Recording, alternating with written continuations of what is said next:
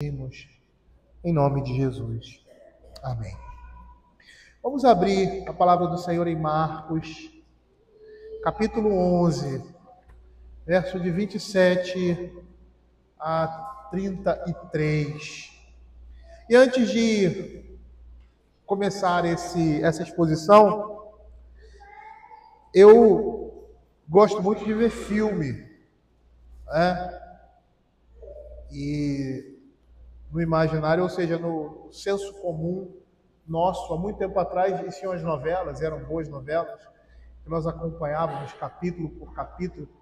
Hoje em dia nós temos uma vantagem, né? Quem gosta de séries, né, e de algumas coisas que são dadas por capítulos, a gente, como eu muitas vezes, né, não tem a paciência de esperar o capítulo seguinte e se não disser assim, vou parar, porque senão vou ver a série toda num dia e amanhã eu tenho que trabalhar, tá tarde, mas a ansiedade de você ver o que vai acontecer depois. Por que eu estou falando isso? Eu estou falando isso porque o dia do Senhor é um dia muito especial. É um dia em que a palavra de Deus é pregada. E a nossa igreja, não somente a nossa, mas muitas igrejas evangélicas, reformadas, elas têm um hábito excelente, um hábito excelente de expor as Sagradas Escrituras de forma sequenciada. Não que pregações pontuais e temáticas não sejam oportunas e boas, mas como é bom para a igreja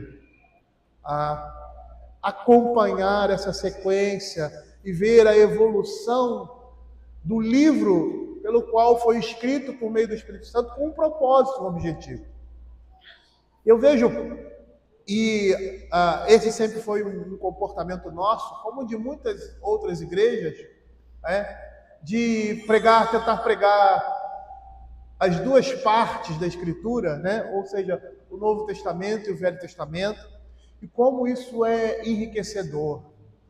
E muitas vezes você pode sair daqui, né, com às vezes uma interrogação, porque você tem uma sequência, né, na exposição, e nós tentamos, em toda exposição, centralizar aquela mensagem, aquele conteúdo, aquele ensinamento, trazendo ao coração da igreja.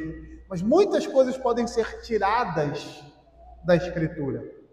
Muito mais do que nós falamos aqui. A Bíblia é um tesouro inigualável e inextinguível. Mas a importância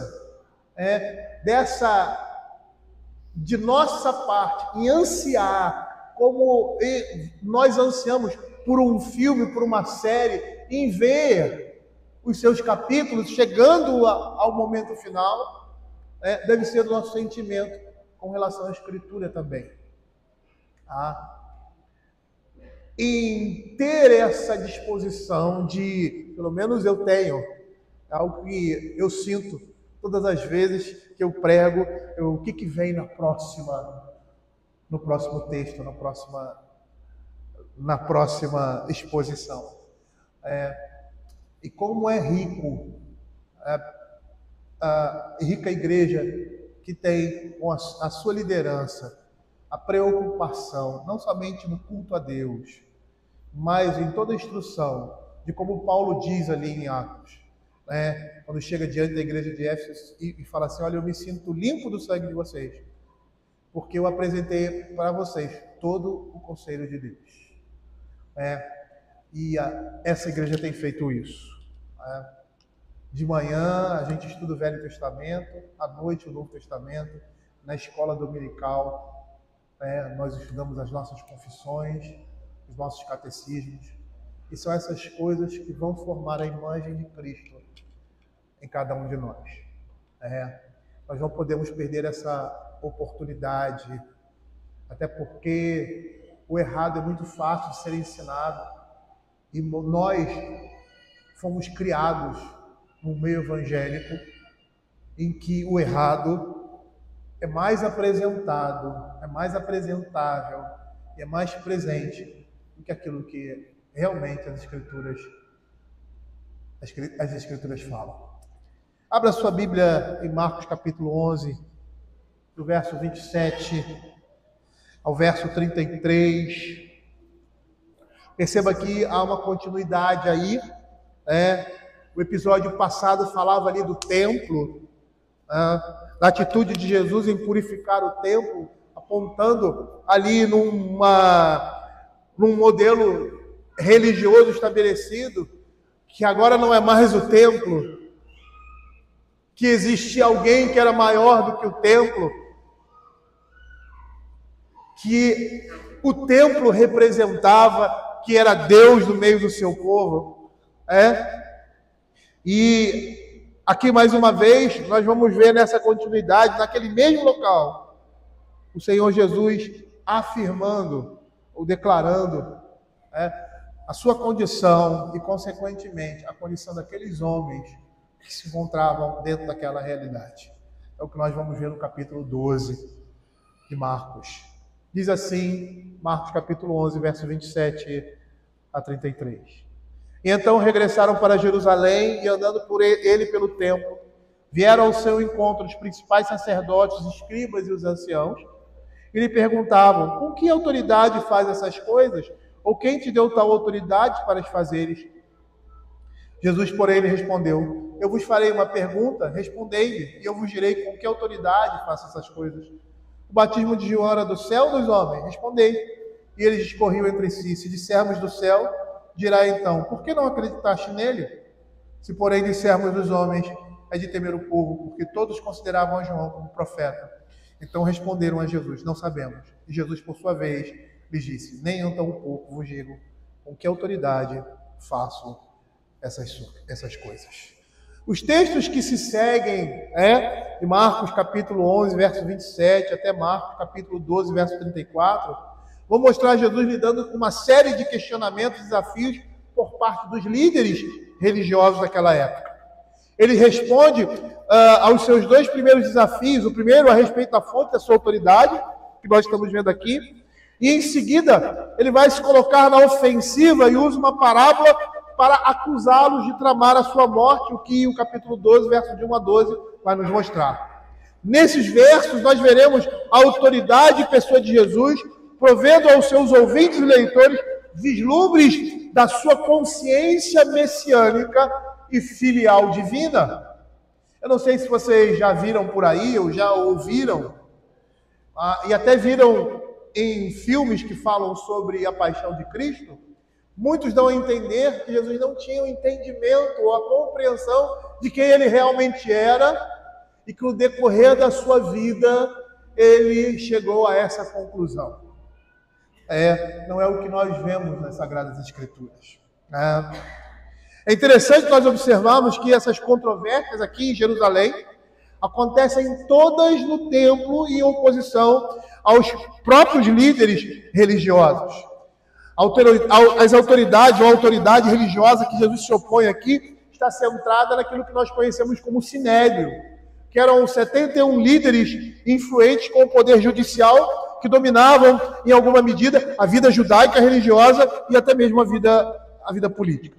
Pressupõe-se que aqui, nessa controvérsia do templo, que o Sinédrio é o alvo disso aí, bem como na passagem seguinte. As três histórias subsequentes nessa controvérsia do templo, incluído essa passagem e na parábola, vão demonstrar isso. São grupos formados, que formavam, melhor dizendo, o Sinédrio, que era formado pelos fariseus, saduceus e os mestres da lei. E em especial aqui, mas em todas as outras, você vai perceber que as respostas do Senhor Jesus são notáveis.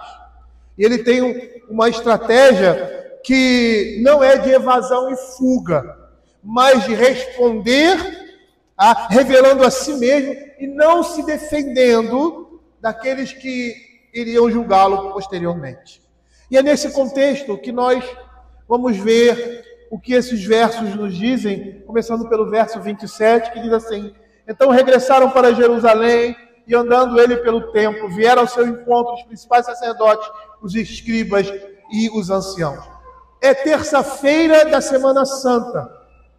E aqui Jesus retorna ao templo, onde os mestres costumavam se reunir na área do templo para ensinar muitas vezes, e esse local em que o Senhor se encontra agora é perto de onde ele havia condenado o comércio no dia anterior.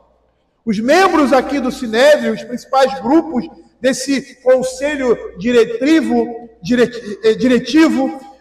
são aqueles mesmos que tramam a sua morte. Veja aí no verso 18 do capítulo 11, e os principais sacerdotes e escribas ouviam essas coisas e procuravam um modo de lhe tirar a vida. E eles procuravam um motivo para fazer com que o povo se voltasse contra Jesus, procurando alguma coisa nele que pudessem acusá-lo. E a característica aqui que deixou a impressão mais duradoura nesses homens e seus seguidores, causa a maior ofensa aos seus imponentes, é a autoridade de Jesus. E é muito interessante nós percebermos que a autoridade de Jesus tem sido, de uma certa forma, a ênfase do Evangelho de Marcos desde o início. E essa autoridade de Jesus, ela vai emergir como fundamento e o impulso do seu ministério, e exibe a sua afirmação de prerrogativas que de outra forma pertenciam exclusivamente e tão somente a Deus. E aí nós poderíamos citar algumas coisas, como Jesus amarrando Satanás, homem forte, lá em Marcos capítulo 3, verso 27. A autoridade que o Senhor Jesus tem sobre espíritos imundos e transmite essa autoridade aos seus discípulos. Ele ousa lá em Marcos capítulo 2, verso 10, perdoar pecados, algo que somente Deus pode fazer. Ele afirma a primazia sobre a Torá e sobre o sábado.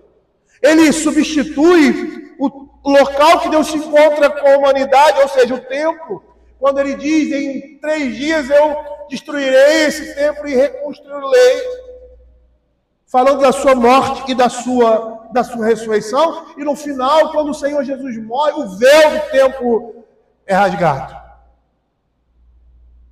A referência que Jesus faz em Marcos 14, 36, de uma expressão Abba Pai, que Paulo vai usar para nós, diante do Senhor, nas nossas orações, por causa de Cristo, que vai exibir uma proximidade familiar com Deus sem paralelo na religião judaica. Bem como o uso sugestivo de uma expressão muito conhecida pelos judeus do Velho Testamento, eu sou, que era a revelação de Deus no Velho Testamento. Lá em Êxodo capítulo 3, verso 14. E lá em João capítulo 8, verso 58, o Senhor diz assim para esses homens: em verdade vos digo, antes que Abraão existisse, eu sou. A verdadeira fonte da autoridade do Senhor Jesus que está sendo questionada aqui não é humana, mas é divina. É a autoridade de Jesus como homem Deus, inerente à sua natureza de filho de Deus e filho do homem. Na transfiguração ali nós temos, naquele momento, a sua glória antes da sua encarnação, resplandecendo através da sua humanidade, demonstrando o seu poder e autoridade, baseado nessa glória divina manifestada ali, naquele momento. Jesus faz parte da divina Trindade, sendo o seu poder originário de Deus e do Espírito Santo. Em João, capítulo 5, verso 19 e 21, Jesus associa a sua autoridade ao Pai, dizendo assim: então lhes falou Jesus: em verdade vos digo que o Filho nada pode fazer de si mesmo, senão somente aquilo que vir fazer o Pai. Porque tudo o que este fizer, o Pai, o Filho também semelhantemente o faz. E lá no verso 21, pois assim como o Pai ressuscita e vivifica os mortos, assim também o Filho vivifica a quem Ele quer. Perceba também na Escritura que a sua autoridade também é proveniente do Espírito Santo. Jesus foi ungido em plenitude do Espírito, ou seja, ele tinha todo o Espírito. E ele começa o seu ministério com essa declaração de que o Espírito Santo estava sobre ele, lá em Lucas capítulo 4, verso 18, quando ele entra ali na sinagoga e começa a ler a lei, e ele lê Isaías 61, verso 1 e 2, ele diz assim: o Espírito de Deus está sobre mim, pelo que me ungiu para evangelizar aos pobres, enviou-me para proclamar libertação aos cativos, restauração vista aos cegos, pôr em liberdade os oprimidos e apregoar o ano aceitável do Senhor. E ele para aí, porque a continuidade é: e o dia da vingança do nosso Deus. E aí ele diz que aquilo que o profeta Isaías falou, até aqui se cumpre nele. Ele diz assim: hoje se cumpriu a escritura que acabais de ouvir. Essa era a autoridade que as autoridades religiosas não queriam admitir. Eles não estavam dispostos a aceitar aquilo que estava vendo pelos seus próprios olhos, pela sua incredulidade, por outras coisas que envolviam a sua posição como poder político, outras coisas mais, que não permitiram que eles anuíssem a verdade que os seus olhos estavam contemplando. E aqui eu gostaria de chamar a atenção dos irmãos, algo que eu vou, ao final, desenvolver. Que a cegueira espiritual que esses homens demonstraram é algo que pode acontecer, ou seja, pode haver nos corações daqueles que ocupam elevadas posições na Igreja de Cristo. Nós vemos aqui que os principais sacerdotes vieram ao encontro do Senhor Jesus, levando dificuldades e objeções à obra de Deus. Eles mostraram a cegueira em seus corações. Eles eram aqueles que deveriam trazer luz, iluminar a mente das pessoas, mas eles mesmos estavam cegos. O verso 28, na continuidade dessa narrativa, diz assim: e lhe perguntaram: com que autoridade faz essas coisas? Ou quem te deu tal autoridade? E Jesus lhe respondeu: eu vos farei saber. Eu vos farei uma pergunta, respondei-me, eu vos direi com que autoridade faço essas coisas. É muito interessante nós olharmos aqui, porque essa primeira pergunta, com que autoridade faz essas coisas, diz respeito à natureza e à fonte da autoridade de Jesus, para, em primeira instância, retirar aqueles homens dali do templo, aqueles comerciantes dali do templo, bem como todas as outras coisas que antes eles viram o Senhor Jesus fazer. Os principais sacerdotes, eles eram os responsáveis oficiais pelos assuntos do templo, e o Sinédrio tinha a última palavra em questões de vida religiosa. E a abordagem e a pergunta deles atestavam que a questão da autoridade de Jesus era um assunto de preocupação entre a elite, o pináculo da elite religiosa daquela época. A primeira pergunta, com que autoridade, indica para o Sinédrio a questão que não é apenas o que Jesus fez, mas o seu direito de fazer essas coisas. Que direito é esse? Quem lhe deu esse direito? O que estava em jogo aqui na resposta de Jesus não era algo irrisório. Por quê? Porque uma falsa autoridade em assuntos religiosos era passível de ser punida com a morte. A segunda pergunta: quem te deu tal autoridade? Reconhece que ninguém tem autoridade em si mesmo para fazer o que Jesus fazia. Então, tal autoridade, presumivelmente, com certeza, só poderia derivar de quem? De Deus. Se Jesus atribuísse que a sua autoridade era divina, ele poderia sofrer uma acusação de blasfêmia e poderia ser digno de morte por causa disso. A ousadia de Jesus falar e agir no lugar de Deus, semelhante ao que fez ao perdoar pecados, lá em Marcos capítulo 2, verso 7, está mais uma vez no centro dessa discussão, dessa situação. E eu gostaria que você atentasse aqui, e algo que nós vamos falar ao final, como a inveja e a incredulidade dessas autoridades levavam esses homens a pôr em descrédito a comissão recebida por aqueles que estavam trabalhando na obra de Deus. Eles não podiam negar a realidade dos prodígios, nem podiam dizer que seus ensinamentos eram contrários às Sagradas Escrituras, ou que a sua vida era pecaminosa. Por isso eles estavam atacando as suas reivindicações pela atenção dos homens e estavam exigindo que ele desse provas de sua autoridade para ensinar. E aí vem a resposta do Senhor Jesus. Jesus coloca ali os líderes religiosos no mesmo dilema que eles tentaram criar com ele. E é muito interessante que ele responde a pergunta com uma resposta. Era um hábito muito comum ali no Oriente Médio, no Oriente, os rabis judeus com frequência responderem uma pergunta fazendo outra.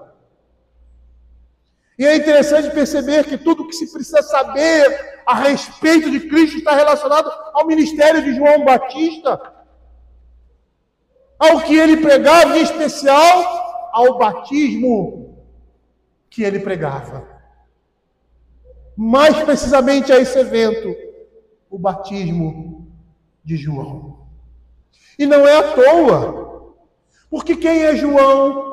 Lá no início do Evangelho de Marcos, no capítulo 1, nos primeiros versos, ele vai dizer quem é aquele que veio à frente, preparar o caminho do Senhor. Ele é a voz que clamava no deserto, é aquele que estava preparando o caminho do Senhor. Ele dá testemunho a respeito de Jesus e prepara o caminho para que o Senhor Jesus venha. Tanto que o ministério do Senhor Jesus começa da mesma forma que o ministério de João Batista, pregando arrependimento de pecados. Lá em João capítulo 1, verso 19 a 28, temos mais precisamente o sinédrio, as autoridades religiosas, chegando a João e perguntando: é você o Cristo? E ele confessa: eu não sou o Cristo. E aí perguntam a ele: quem é você então? É você Elias, o profeta? E ele responde: não. Aí eles dizem assim: dize-nos quem és. E aí ele: eu sou a voz que clama no deserto, endireitai o caminho do Senhor, como disse o profeta Isaías. E ao final ele diz assim: eu batizo com água, mas no meio de vós, a quem vós não conheceis, o qual veio após mim, o qual não sou digno de desatar as correias da sandália. E se você pegar Lucas capítulo 3, verso 16, você vai ver que o paralelo de João 19 a 28 diz assim: ele vos batizará com o Espírito Santo e com fogo. Percebam que a pessoa e o ministério de Cristo estava diretamente ligado àquele que era o último dos profetas e que encerrava uma herança profética, ou seja, um percurso profético. Ele é o último dos profetas. É aquele, por isso, aquele que prepara o caminho do Senhor, por isso que ele é considerado o maior de todos os outros. É muito interessante que as categorias escolhidas por Jesus para responder, essas perguntas às autoridades religiosas não estavam apelando ali para as escolas rabínicas, nem para a Torá ou para o templo, pois as categorias para compreender Jesus e a sua missão suplantavam essas coisas.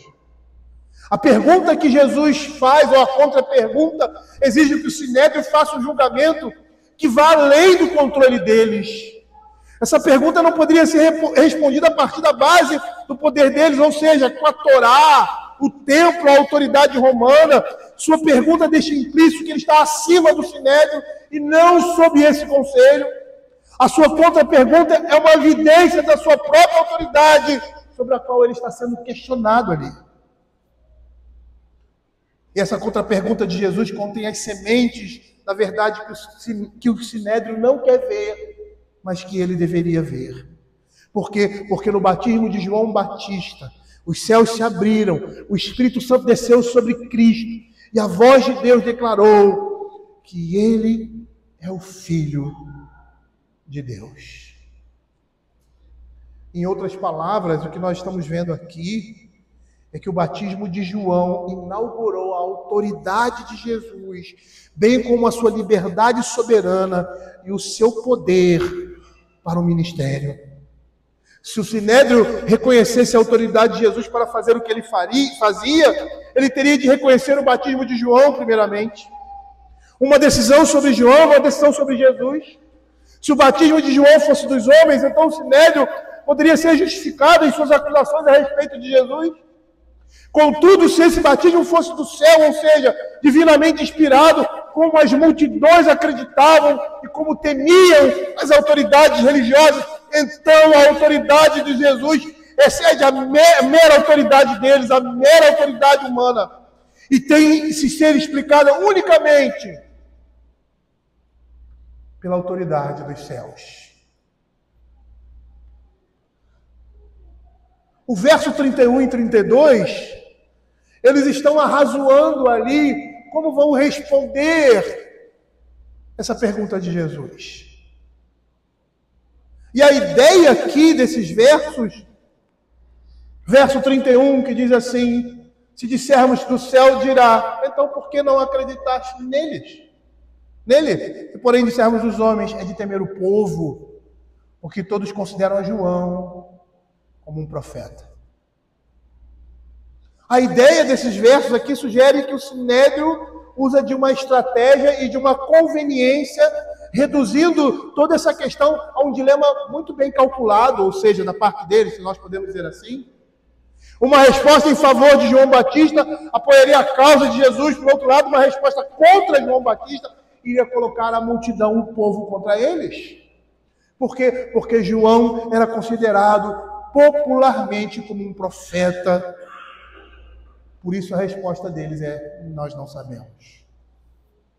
E a Escritura vai dizer aqui que Marcos, o Evangelho de Marcos vai dizer aqui que eles temiam mais o povo do que a Deus. O que mais importava para eles era a sua sustentação política e não arriscaram perder a esfera de poder ao voltar o povo contra si mesmo.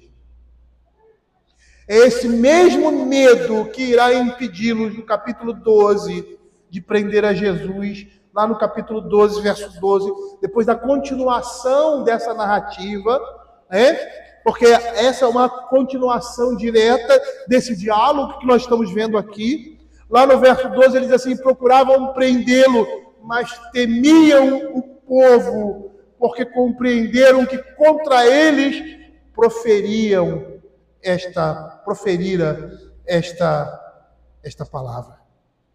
O medo em desagradar é algo que nós estamos vendo aqui, e algo que deve ser rejeitado quando a verdade e princípios eternos estão em jogo. Muitos ministros deixam de atuar ou falar a verdade por causa desse temor a homens. E isso pode falar muito a respeito de uma pessoa. Uma coisa é certa para nós, que naturalmente o ser humano não gosta de desagradar ou criar uma situação de desconforto para si mesmo, fazendo oposição a alguém. Em geral não é assim, né? Tem sempre um fora da curva que gosta dessas coisas. Mas em geral, a maioria não é assim. É sempre bom quando alguém concorda conosco. Mas um pregador do Evangelho, um servo de Deus, não pode deixar que esse sentimento se interponha quando a verdade de Deus precisa ser estabelecida ou quando alguém precisa ser advertido ou ensinado na verdade. E eles demonstram isso aqui claramente, uma vez que também a sua justificativa é não só o seu comportamento, mas aquilo que eles criam e achavam estavam completamente corrompidos. E aí no verso 33, eles respondem a Jesus: não sabemos. E Jesus, por sua vez, lhes diz: nem eu tampouco vos digo com que autoridade faço essas coisas. Os líderes aqui assumem um posicionamento evasivo diante de Jesus. Na realidade, eles consideravam sim João Batista e Jesus falsos profetas. No entanto, eles deixam que o medo de perder a sua sustentação política sobrepuje a sua obrigação em defender o templo da presença ameaçadora de Jesus, como eles achavam. Certo comentarista, falando sobre essa postura, ele diz que é uma postura, é uma vergonhosa demonstração pública de covardia. Então, diante disso, Jesus se recusa a dizer qual a fonte da sua autoridade. James Edward, fazendo um comentário, ele diz o seguinte a respeito disso: a falha da delegação do Sinédrio para chegar ao entendimento apropriado de Jesus é com frequência atribuída ao fato de o Sinédrio falhar em receber a pregação de arrependimento de João Batista. Se as autoridades emissárias do templo tivessem recebido o batismo de arrependimento de João, conforme se sugere, eles não teriam encontrado nenhuma ofensa em Jesus. Aquelas palavras de João Batista que foram proferidas para essas autoridades deveriam ter entrado no coração daqueles homens. Lá em Mateus capítulo 3, versos de 5 a 10, nós vemos essa situação quando ele diz assim: então saíram a ter com ele toda Jerusalém, toda a Judéia e circunvizinhança do Jordão, e eram por eles batizados no rio Jordão, confessando seus pecados. Vendo ele, porém, que muitos fariseus e saduceus vinham ao batismo, disse-lhe: raça de víboras, quem vos induziu a fugir da ira de vindoura? Produzir, pois, frutos dignos de arrependimento, e não comeceis a dizer que entre vós mesmos temos por pai Abraão, porque eu vos afirmo que destas pedras Deus pode suscitar filhos a Abraão. Já está posto o machado à raiz das árvores, da árvore, pois, que não produz um bom fruto, é cortada e lançada ao fogo. Essa pregação de João Batista era para preparar o caminho e apresentar o caminho daquele que haveria de vir, em quem a religião institucional sustentada pelo Sinédrio deveria se manter e se fundamentar, que era a declaração de que Jesus é o Filho de Deus. E essa religião deveria se manter sobre esse fundamento, porque foi isso que o Senhor Jesus disse para Pedro na formação da sua igreja, lá em Mateus capítulo 16, verso de 15 a 18, quando ele pergunta aos seus discípulos, dizendo assim: mas vós, continuou ele, quem dizeis que eu sou? Respondendo Simão Pedro: tu és o Cristo, o Filho do Deus vivo. Então Jesus afirmou: bem-aventurados és, Simão Barjonas, porque não foi carne e sangue que te revelaram, mas meu Pai que está nos céus.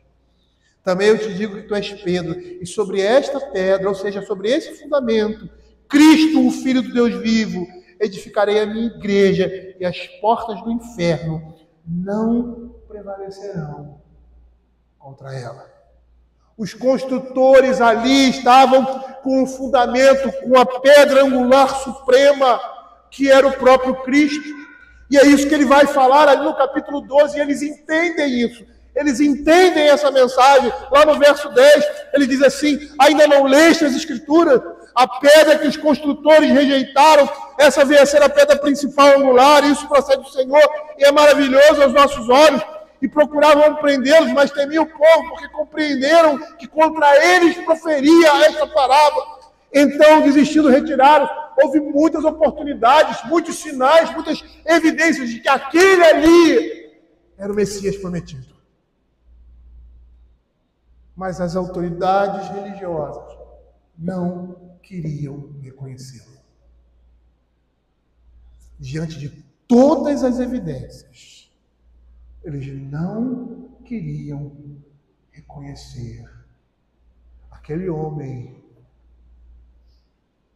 como Senhor e Salvador não somente das suas vidas, mas desse mundo. Muitas coisas, queridos, a gente poderia tirar daqui como ensinamento para nós, e ficaríamos aqui provavelmente 2 ou 3 domingos só fazendo aplicações de algumas verdades que são ditas aqui. Mas como eu pontuei anteriormente, eu gostaria de concluir com algumas aplicações que já fizemos, ou seja, que já indicamos.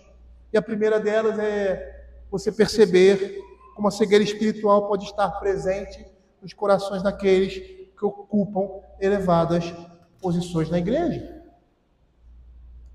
Nós vemos aqui que os principais sacerdotes vieram ao encontro de Jesus levando dificuldades e objeções à obra de Deus. Como nós sabemos, eles eram os mestres e dirigentes reconhecidos pela comunidade judaica, que muitas vezes o Senhor Jesus disse para eles: vocês não são mestres, vocês deveriam saber dessas coisas.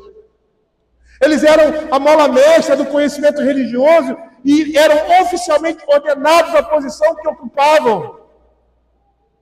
Entretanto, o que nós vemos é esses homens que deveriam ser instrutores de outros, cheios de preconceitos contra a verdade e mostrando-se amargos inimigos do Messias. E quando nós olhamos essa situação, nós precisamos entender e tirar como ensinamento para nós que nós, como crentes, não podemos depender em demasia de líderes e mestres que estão na condução do povo de Deus. Nós não podemos considerar os seus ministros como autoridades infalíveis.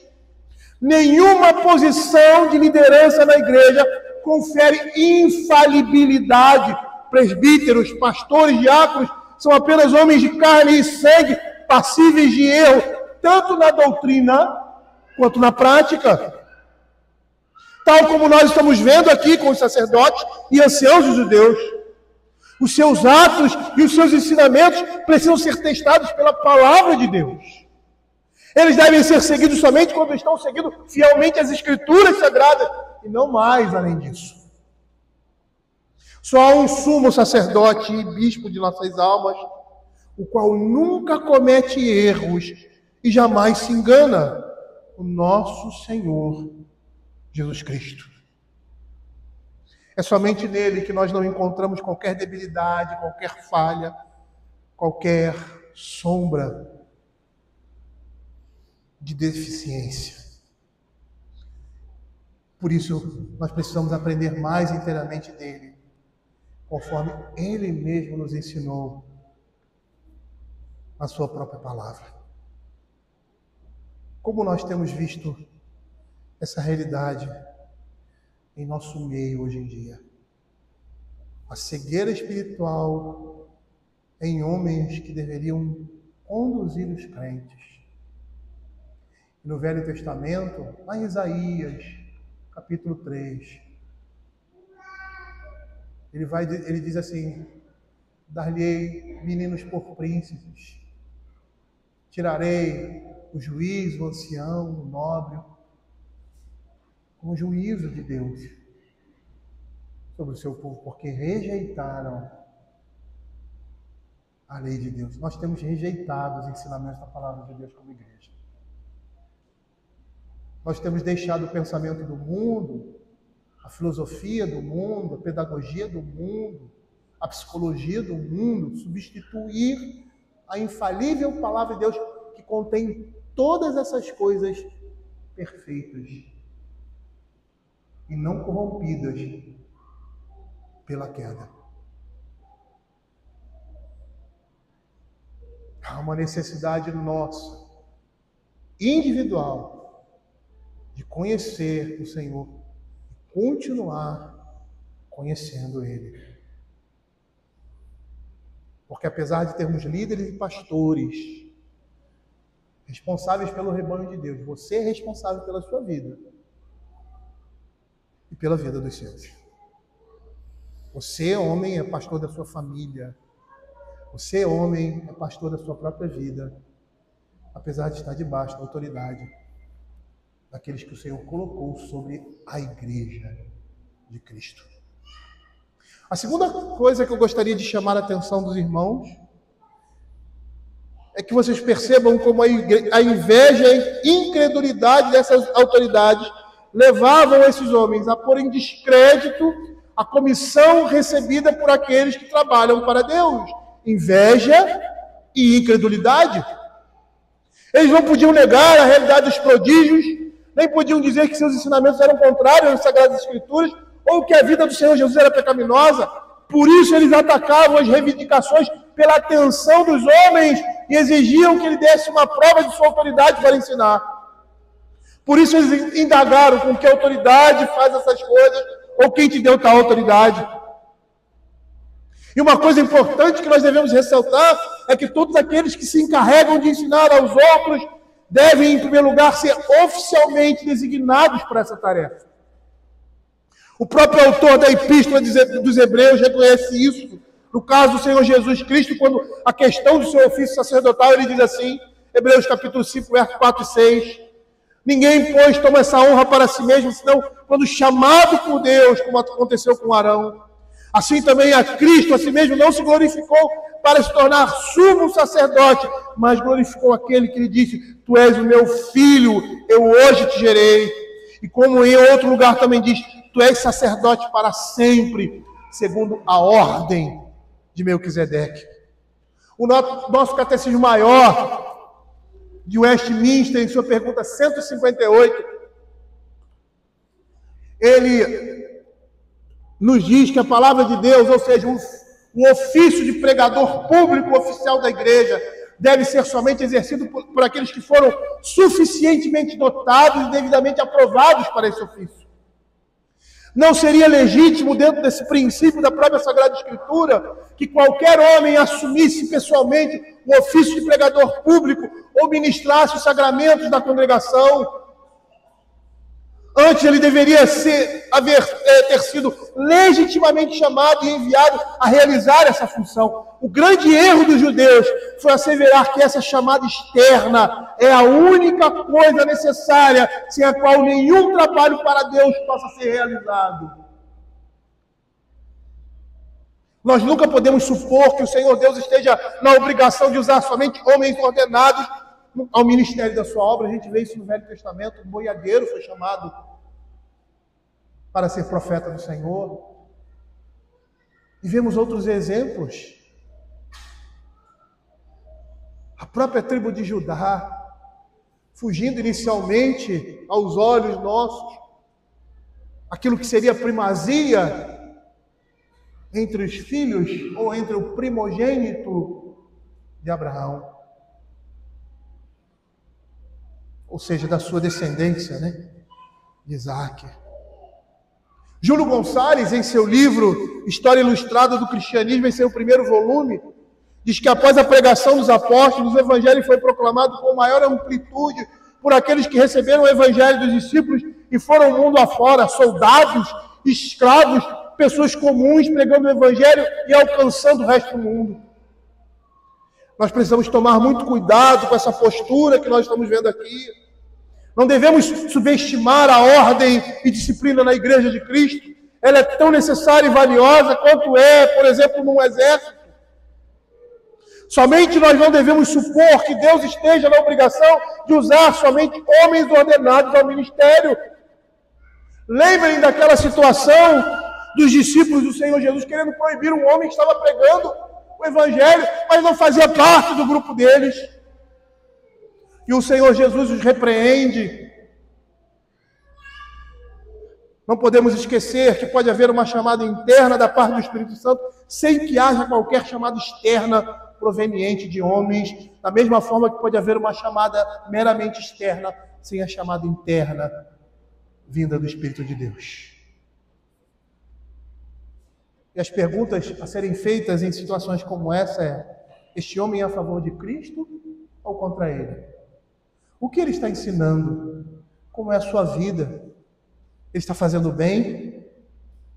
Se essas e outras indagações que vão na mesma linha puderem ser respondidas de maneira satisfatória, então nós temos que agradecer a Deus e ficarmos contentes. É muito interessante que nessa perspectiva, às vezes nós temos a impressão, eu falo por mim, não que eu esboce esse tipo de sentimento, ou que permaneça, ou viva dessa forma, mas que muitas vezes eu me pego pensando assim, tendo a impressão que somente o nosso grupo ou denominação prega o Evangelho com fidelidade, desprezando outros grupos cristãos que não têm o mesmo tempo de caminhada que nós. Se essa é a nossa postura, muitas vezes, nós estamos desprezando aquilo que Deus está fazendo longe dos nossos olhos e longe do nosso parco conhecimento. E por último, eu gostaria de ressaltar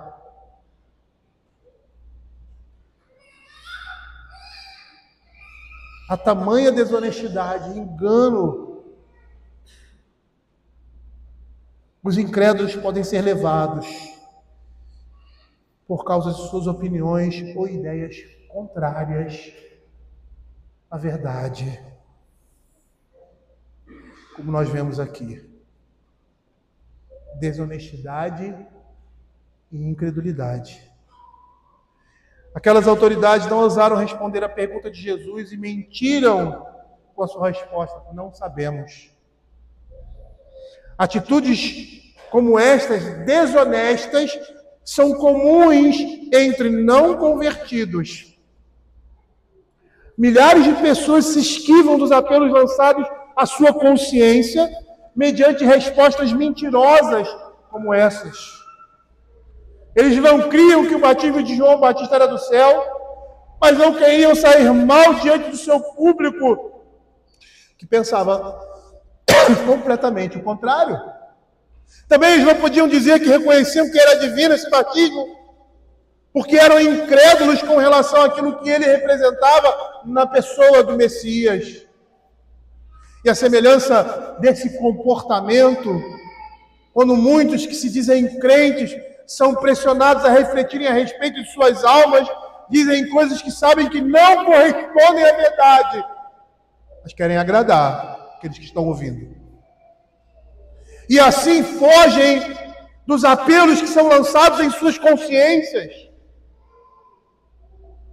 Perceba aqui, e é algo que eu tenho falado, tenho dito isso constantemente, que as perguntas que são feitas, quando Deus faz uma pergunta a alguém, quando o Senhor Jesus faz uma pergunta a alguém, Ele quer que ele responda, não é com aquela intenção que muitas vezes nós temos, mas que eles reflitam naquilo que eles estão fazendo e seja uma oportunidade para se arrependerem do seu pecado, como Deus fez com Adão. Adão, onde você estava? O que você estava fazendo?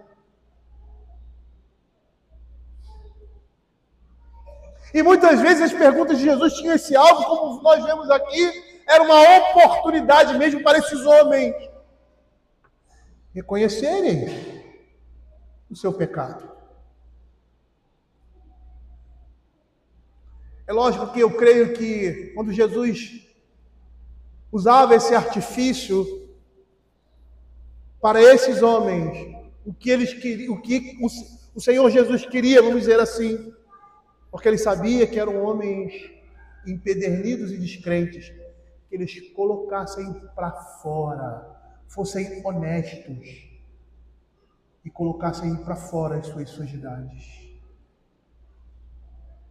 Porque só assim também poderiam perceber, não só ele, quanto aqueles que estavam ao seu redor, quem realmente eles eram.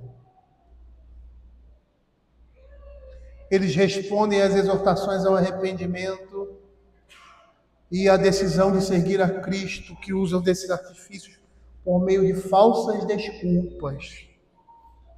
Fingem estar tentando servir a Deus, embora não estejam fazendo qualquer progresso nessa direção. E aí, quando Uma pessoa diz, não posso, por vezes, o verdadeiro significado é, não quero. Uma pessoa que se dispõe a viver à altura da luz que possui, que haja de conformidade com o seu conhecimento, reconhecerá a doutrina de Cristo, escapando assim da servidão desse mundo. É o que João capítulo 7, 17 vai dizer, se alguém quiser fazer a vontade dele, conhecerá a respeito da doutrina. Se ele é de Deus, o se eu falo. Se ela é de Deus, o se eu falo por mim mesmo. Perceba, queridos, que a ruína eterna de milhares de pessoas consiste meramente nisso. Tratar com desonestidade as suas próprias almas. Alegando assim supostas dificuldades como motivos para não servirem a Cristo e a obedecerem a sua palavra. Mas, na verdade, o que eles estão demonstrando é que eles amam mais as trevas do que a luz, não tendo qualquer desejo honesto de mudar de vida. E aí eu pergunto, será que nós nos encontramos nessa situação, com alguns pecados constantes em nossas vidas? Reflita você, pense. E eu gostaria de terminar apontando essas ideias contrárias à verdade. Nós temos visto em nossos dias ideias contrárias aos ensinos claros da Escritura quanto ao culto. E uma das coisas que tem mexido com o meu entendimento, até com a minha paz, é quando essas coisas se referem às crianças. Temos relatos de pastores, igrejas, poderiam falar sobre outras coisas, mas isso tem me preocupado, porque nós temos relatos de pastores e igrejas que chegam ao ponto de proibirem as crianças da congregação regular. E aí eu fico perguntando, aonde nós vamos parar com essas coisas? E isso se dá porque nós estamos abraçando o modo e o conhecimento do mundo na igreja. E era desse modo que esses homens estavam administrando ali a igreja de Cristo no Velho Testamento. Ou seja, ali no período do Senhor Jesus. Com os mesmos pressupostos, com as mesmas ideias que o mundo fazia. E como Jesus, nós estamos vendo no nosso tempo, os que pensam de conformidade com a Escritura acabam sendo banidos e tidos como rebeldes e divisionistas, e na história, são chamados de radicais por um lado, legalistas por outro, fundamentalistas por outro, neopuritanos por antiquados, tem um monte de títulos, porque simplesmente querem viver as suas vidas de conformidade com as exigências da Escritura. O que nós estamos vendo hoje no meio cristão é o mesmo comportamento do mundo, em não tolerarem que se oponha ao pensamento predominante moderno. Não aceitar o contraditório, tendo como inimigos e amotinados os que pensam diferente, ou melhor, que pensam como a Sagrada Escritura, que tem comportamentos antigos. Não estou dizendo que necessariamente comportamentos antigos sejam comportamentos corretos.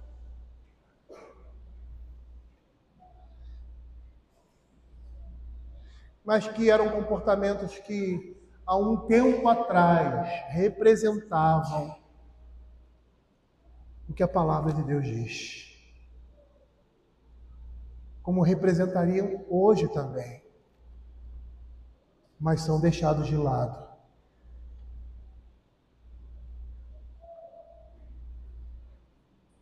A exemplo do que nós vimos hoje de manhã, olhando esse quadro, nós entendemos muitas vezes porque passamos como nação por aflições. Esses dias eu estava, à semelhança do Rafael, hoje aqui à frente, falando sobre a situação política do país, vendo algumas coisas e achei muito interessante um rapaz, eu não sei se ele é crente, se ele não é, já vi ele algumas vezes aparecendo na minha, sei lá, no meu negócio lá do celular que aparece, essas coisas. E ele falando sobre uma coisa muito interessante, fazendo uma comparação nossa com a América do Norte. E dizendo assim, o nosso país é um país de predominantemente maioria cristã. E aí ele mostra uma situação de umas pessoas saqueando um caminhão. E aí ele falando, aí mostra a pobreza. Em todos os países em que o evangelho chegou e o evangelho foi predominante, o que aconteceu? Prosperidade financeira.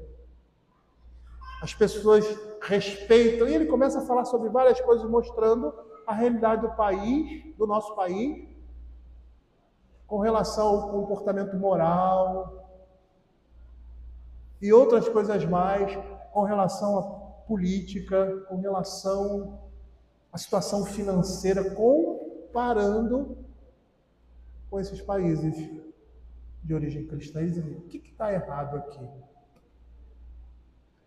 Porque onde o evangelho chega, a transformação, a mudança. Se nós somos uma nação predominantemente cristã, alguma coisa deveria funcionar. Mas comparando com isso aqui, não está funcionando nada.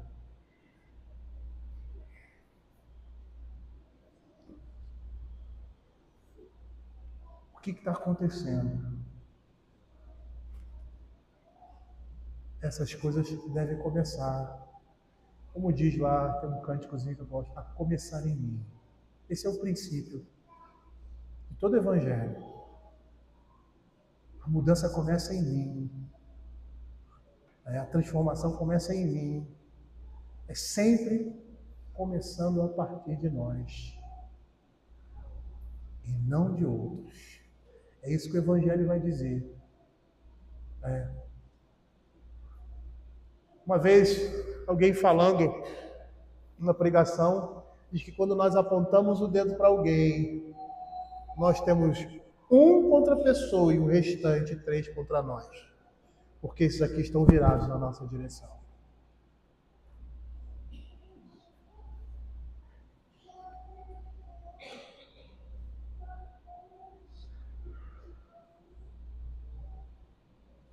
Mensagens como essa, apesar de citar a situação geral, tem um propósito de fazer com que você olhe para a sua vida. Você olhe para você. Comece a reformar algo na sua vida que precisa de uma pintura, que precisa tirar os cupins, passar uma massa, fazer uma reparação, trocar uma torneira, entendo a metáfora. A gente tem que olhar para dentro de nós, viu? O que está errado aqui? Porque com certeza você tem alguma coisa para consertar. Com certeza nós temos uma responsabilidade tão grande nesse mundo. E essas coisas servem para a gente olhar para dentro de nós e pedir que a graça de Deus ela seja presente em nossas vidas. Que as nossas mentes, o nosso coração sejam reformados, sejam transformados à base da Escritura. Algo que todos nós precisamos. Senhor Jesus, disse na situação em que ele se encontrava e que não é muito diferente da que nós nos encontramos.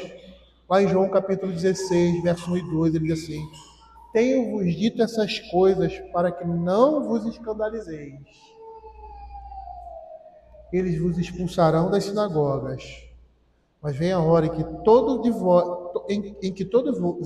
vós matar, julgará com isso, tributar culto a Deus. Nós estamos chegando numa situação bem semelhante a essa. Não temos a igreja inicialmente matando os seus profetas. Nós temos visto isso, né? Pessoas se levantando contra nós quando queremos ser firmes e vemos a nossa vida em conformidade com o modelo das Sagradas Escrituras. Que possamos aprender com tudo isso, que essas coisas que foram ditas aqui possam trazer entendimento e edificação para o povo de Deus. Vamos orar. Senhor, nós queremos te agradecer, ó Pai, pela tua palavra e te pedir, ó Senhor Deus, que esse seja um desejo sempre presente em nossas vidas, ansiar em conhecer e ouvir a tua palavra da boca daqueles que foram estabelecidos por Deus para trazerem o ensinamento à sua igreja. Que possamos estar orando por essas pessoas, pela sua fidelidade a Deus, pela sua fidelidade ao seu chamado, nos dando coragem, não somente para esse, mas para todos nós, não sermos como acabamos de ver aqui, os escribas e fariseus, que temiam o povo e por isso omitiam a verdade. Que o Senhor tenha misericórdia de nós, é o que nós pedimos, e nos capacite a viver, ó Pai, nesse mundo mau, Senhor Deus, de forma a glorificar o Teu nome. É o que nós pedimos, em nome de Jesus. Amém. Eu gostaria de chamar